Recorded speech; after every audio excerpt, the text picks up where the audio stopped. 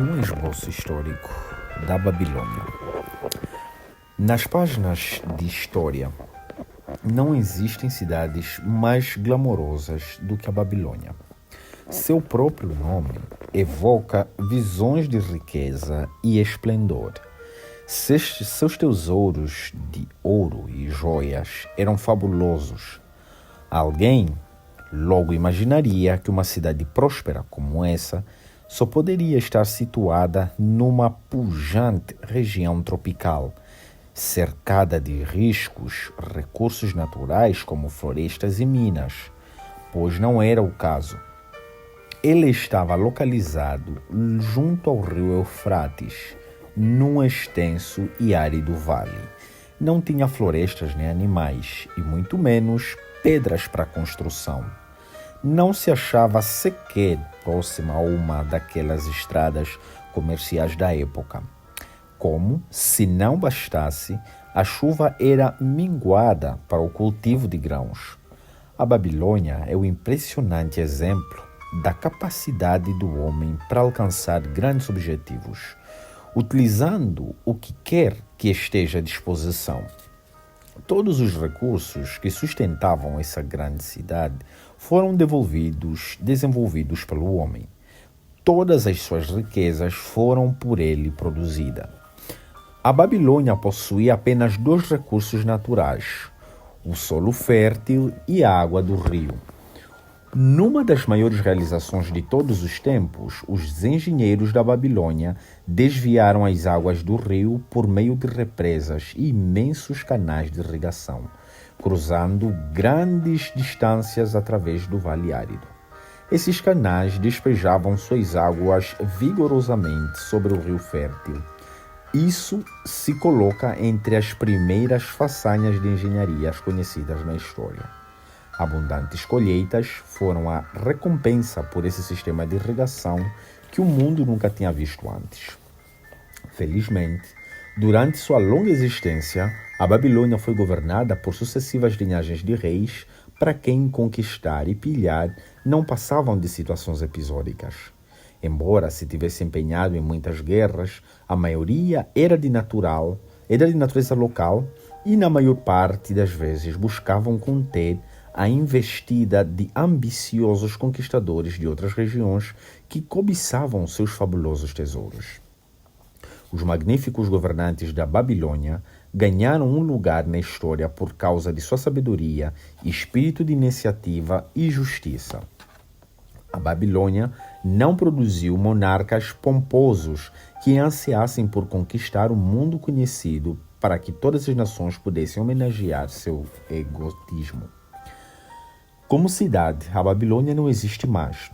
Quando essas estimulantes forças humanas que a construíram e mantiveram por milhares de anos se dissiparam, ela logo se tornou uma ruína desabitada. Sua localização fica na Ásia, a cerca de 600 milhas a leste do Canal de Suez, bem ao norte do Golfo Pérsico. Sua latitude é mais ou menos 30 graus acima do Equador, praticamente a mesma de Yuma, no Arizona. O clima é parecido com o dessa cidade americana, quente e seco. Hoje, o Vale do Eufrates, antes uma populosa região de próspera agricultura, não passa de um deserto árido batido pelo vento. Uma vegetação rala de arbustos luta para sobreviver contra as tempestades de areia. Lá se foram os campos férteis, as gigantescas cidades e as grandes caravanas de ricas mercadorias. Bondos nômades de árabes, levando uma vida difícil com seus pequenos rebanhos, são seus únicos habitantes. Tem sido assim desde o começo da era cristã. Colinas de terras semeiam vale durante séculos. Os viajantes costumam se considerá-la desse modo. A atenção dos arqueólogos foi finalmente despertada devido a pedaços de cerâmicas e de tijolos que começaram a aparecer depois de ocasiões aguaceiros. Expedições financiadas por museus americanos e europeus foram enviadas ao local para fazer escavações e ver o que podia ser achado. Pás e picaretas Logo provaram que essas colinas eram antigas cidades. Cidades sepultadas, não haveria talvez melhor expressão para elas. A Babilônia era um desses achados.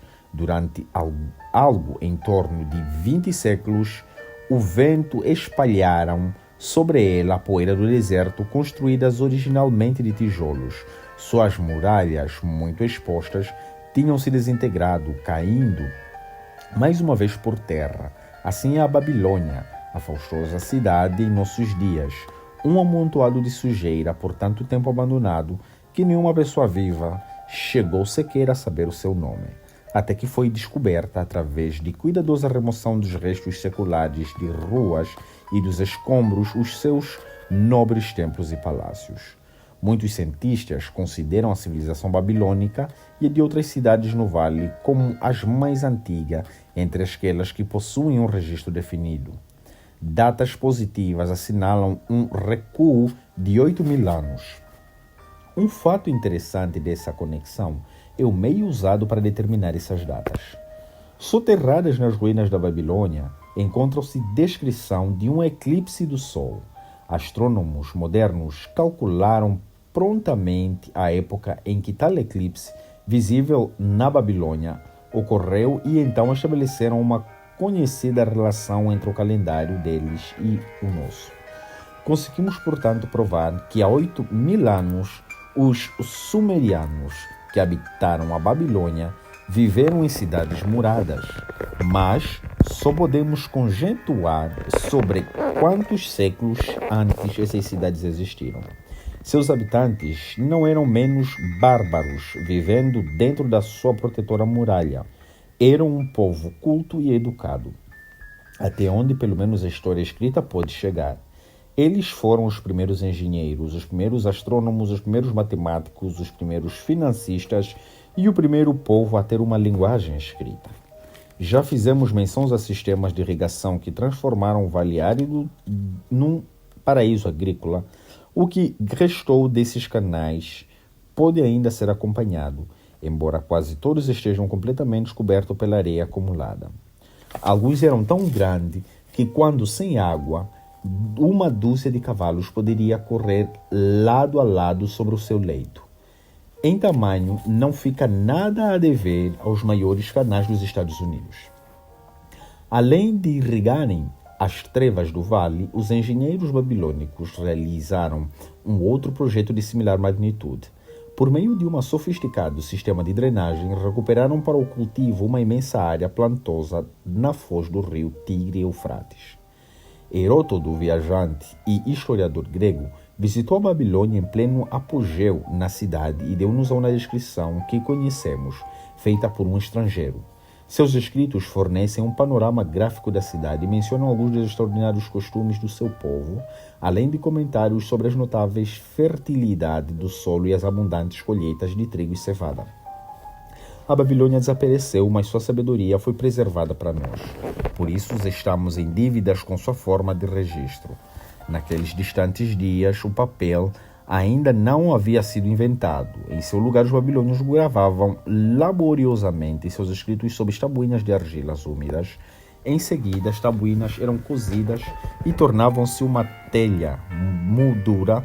Mediam em geral cerca de 15 por 20 centímetros e 2 centímetros de espessura. Essas tabuinhas de argila eram comumente chamadas, tinham o uso tão disseminado quanto tem hoje nessas modernas formas de escrita. Os habitantes gravavam sobre as tabuinhas lendas, poesias históricas, transições dos decretos reais, as leis da terra, os títulos de propriedades, notas promissórias e até cartas que mensageiros levavam a cidades distantes. Por meio delas, temos condições de reconstruir diversos aspectos da vida íntima e pessoal do povo. Uma tabuinha, por exemplo, evidentemente saía de um armazém registrada que na data assinada um determinado cliente trouxe um comerciante uma vaca, trocando-a por 7 sacas de trigo, 3 entregues na hora e as 4 restantes reservadas para quando o cliente quisesse apanhá-las.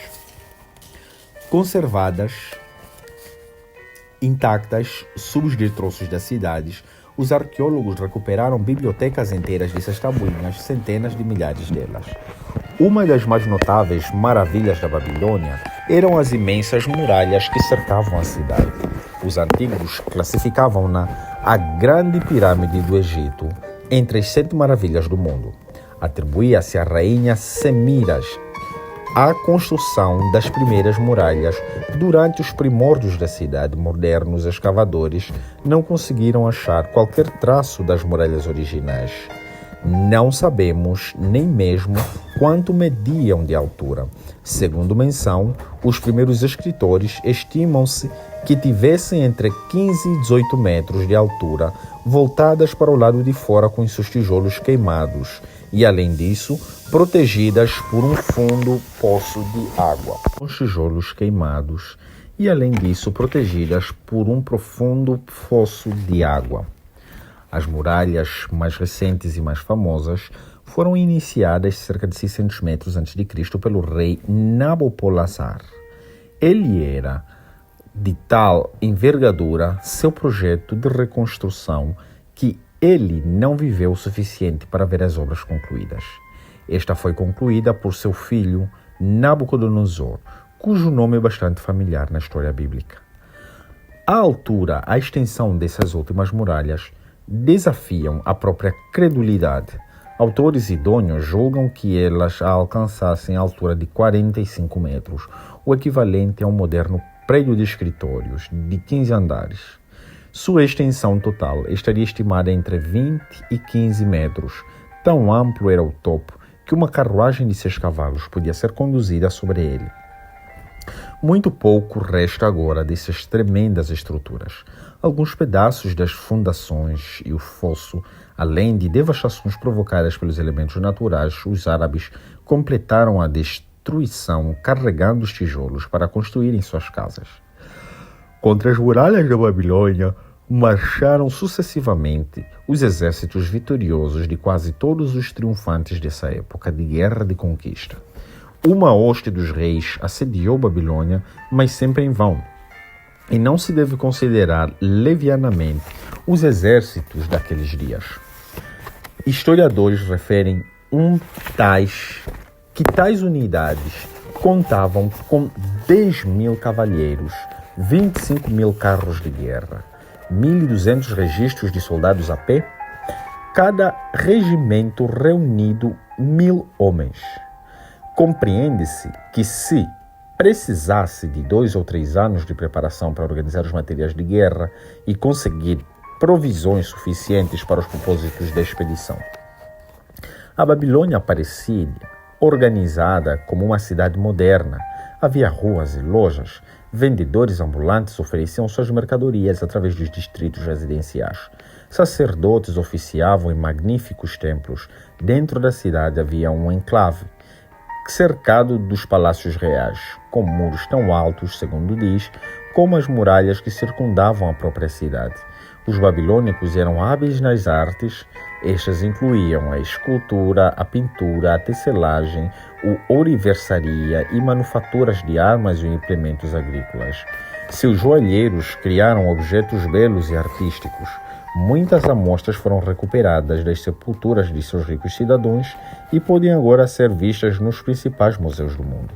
Num período realmente remoto, em que o restante do mundo ainda estava cortando árvores com machados de pedra ou usando na caça e da guerra lanças e flechas com pontas de sílex, os babilônicos já conheciam machados, lanças e flechas com pontas de metal. Os babilônicos eram financistas e homens de negócios talentosos, até onde podemos saber. Foram os inventores do dinheiro como meio de troca, das notas promissórias e dos títulos de prosperidades escritos. A Babilônia nunca foi invadida por exércitos hostis até cerca de 500 anos antes do nascimento de Cristo. Mesmo então, suas muralhas não foram tomadas. A história da queda da Babilônia é mais extraordinária. Ciro, um dos maiores conquistadores daquele período, pretendia atacar a cidade e esperava vencer suas muralhas inexpugnáveis. Conselheiros de Nabônio, o rei da Babilônia, persuadiram-no a sair do centro de Ciro e dar-lhe combate sem esperar que a cidade fosse sitiada. Derrotado o exército babilônico, este abandonou a cidade. Consequentemente, Ciro encontrou os portões abertos e os transpôs sem qualquer resistência. A partir daí, o poder e o prestígio da cidade foram aos poucos minguados, até que no curso de alguns mais centenas de anos, ela se viu finalmente abandonada, entregue à própria sorte, transformada mais uma vez pelo vento e tempestade na terra desértica, onde a qual sua grandeza foi igualmente construída. A Babilônia caiu, nunca mais se ergueu, mas nossa civilização tem grandes dívidas com ela. Os eões dos tempos cobriram de areia os cultivos, muros de seus templos, mas a sabedoria da Babilônia permanece. George Ace Clason nasceu em Louisiana, Missouri, em 1874 e faleceu em Napa, na Califórnia, em 1957. Frequentou a Universidade de Nebraska e serviu o exército americano durante a guerra entre a Espanha e os Estados Unidos. Em 1926, lançou o primeiro de uma série de panfletos sobre economia e sucesso financeiro, usando parábolas ambientadas na antiga Babilônia para ilustrar suas lições. O Homem Mais Rico de Babilônia reúne algumas das mais famosas parábolas babilônicas e se tornou um clássico moderno entre os guias de orientação financeira. O Homem Mais Rico da Babilônia.